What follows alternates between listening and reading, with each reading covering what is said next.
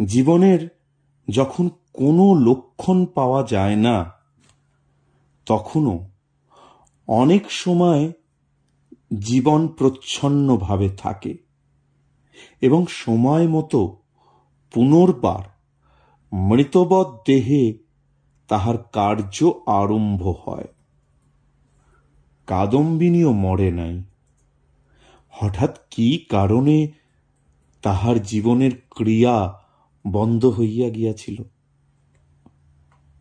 যখন সে সচেতন হইয়া উঠিল, দেখিল চতুর্দিকে নিবিড় অন্ধকার।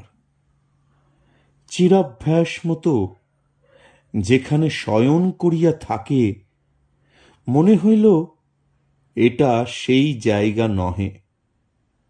একবার ডাকিল, দিদি। অন্ধকার ঘরে কেহ সাড়া দিল না। সভয়ে উঠিয়া বসিল। মনে পড়িল সেই মৃত্যুশয্যার কথা।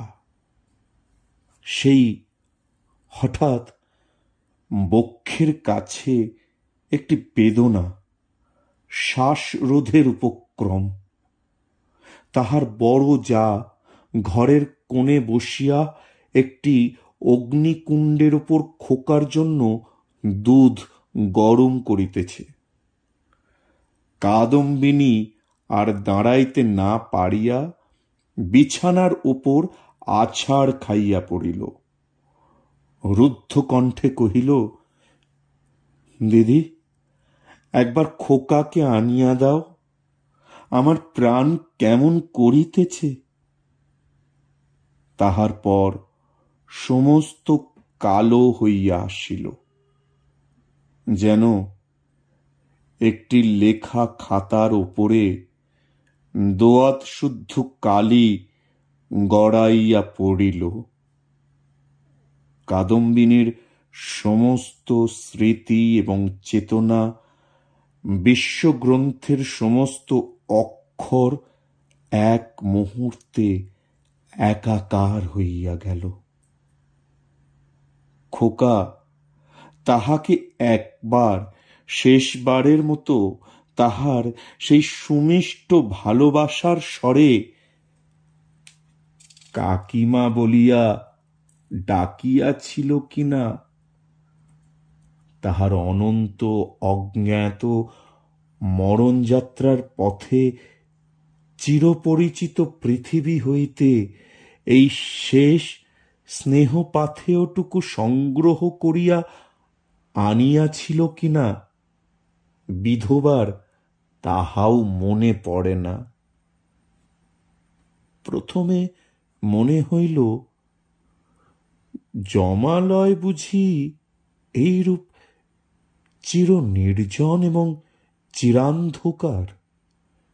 সেখানে কিছুই দেখিবার নাই, শুনিবার নাই, কাজ করিবার নাই।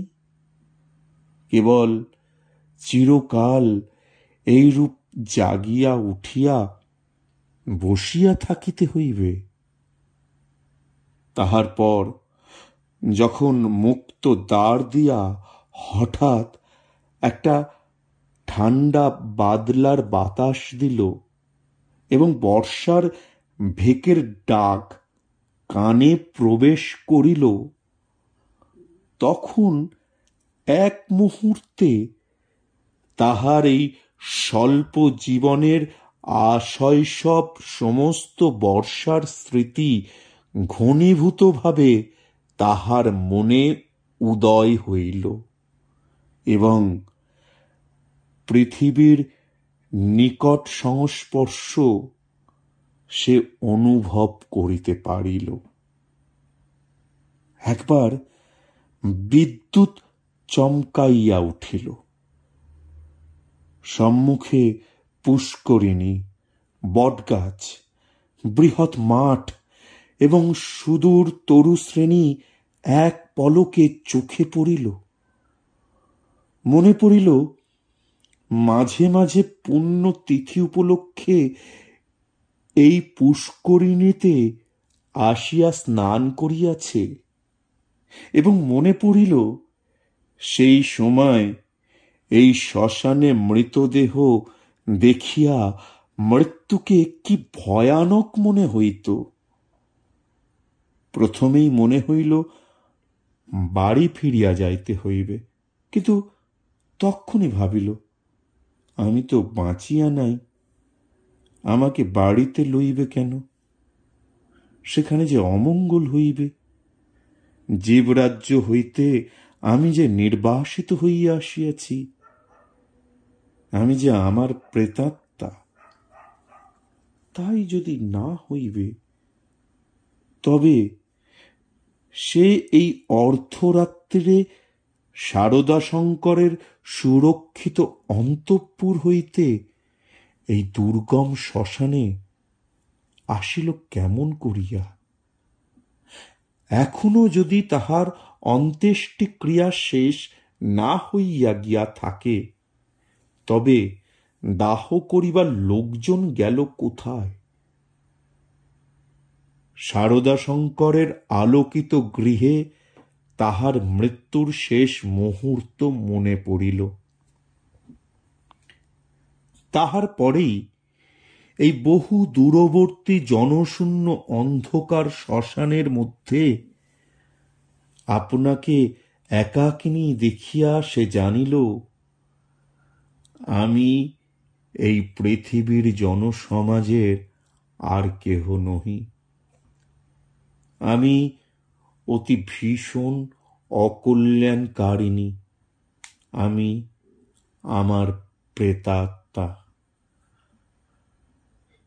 এই কথা মনে উদয় হইবা মাত্রই তাহার মনে হইল তাহার চতুর্দিক হইতে বিশ্ব নিয়মের সমস্ত বন্ধন যেন ছিন্ন হইয়া গিয়াছে, যেন তাহার অদ্ভুত শক্তি, অসীম স্বাধীনতা, যেখানে ইচ্ছা যাইতে পারে, যাহা ইচ্ছা করিতে পারে, এই অভূতপূর্ব নতুন ভাবের আবির্ভাবে সে উন্মাদের মতো, উন্মত্তের মতো হইয়া উঠিল।